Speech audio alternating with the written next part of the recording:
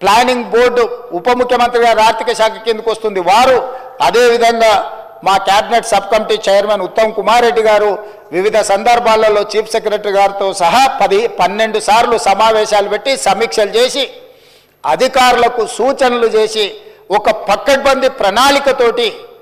ఏ విధంగా అయితే జనాభాను మనం లెక్కిస్తామో ఆ రకంగా మొట్టమొదట ఇండ్ల వివరాలు సేకరించే కార్యక్రమం చేపట్టిన అధ్యక్ష. ఈ తెలంగాణ రాష్ట్రంలో ఉన్న పాత 10 ఉమ్మడి జిల్లాలలో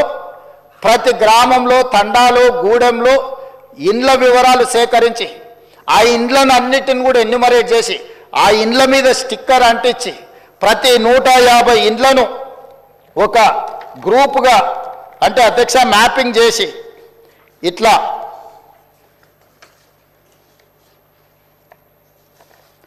ప్రతి ఇంటిని కూడా ప్రతి ఇంటికి స్టిక్కర్ అంటించి ప్రతి 150 ఇండ్లను ఇట్లా మార్కింగ్ చేసి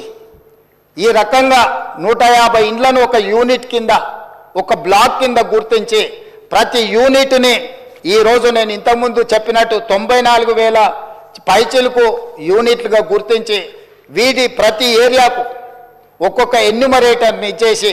ఈ 150 ఇండ్లను రోజుకు 8 నుంచి 10 కంటే ఎక్కువ చేయకూడదు. ఎందుకంటే 10 కంటే ఎక్కువ చేస్తే వాళ్ళు తొందరపాటులో హడావిడిగా చేయాలన్న నిర్ణయంతో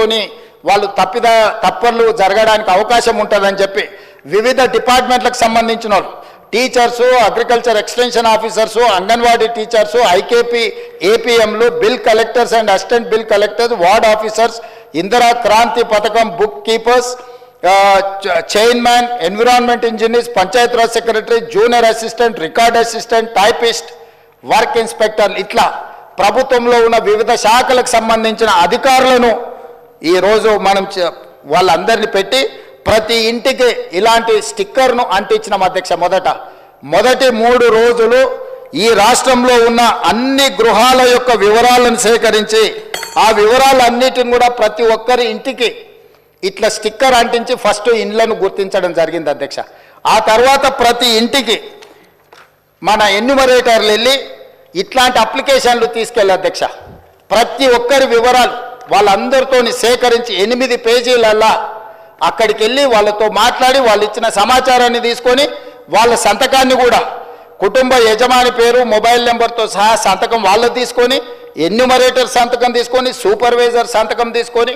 ఈ రకంగా సమాచారాన్ని 8 పేజీలలో పూర్తి వివరాలతో కూడుకున్న వాళ్ళ పేరు, తండ్రి పేరు, వాళ్ళ కులము, వాళ్ళ ఆర్థిక స్తోమత, వాళ్ళ విద్య, గతంలో ప్రభుత్వం నుంచి ఏమైనా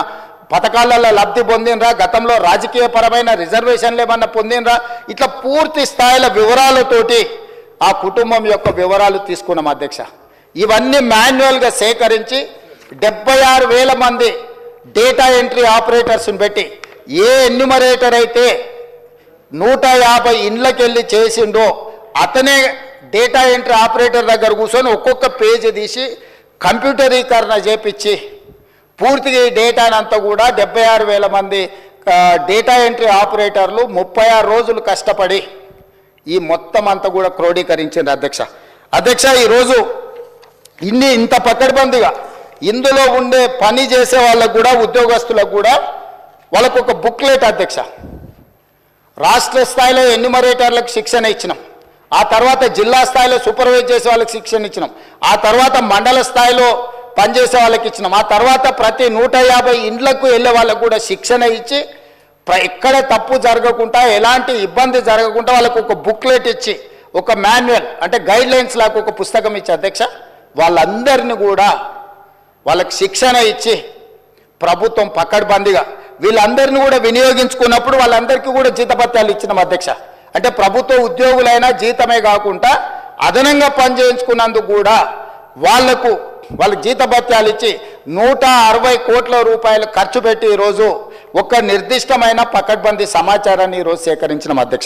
అధ్యక్ష 7 దశాబ్దాలుగా పైగా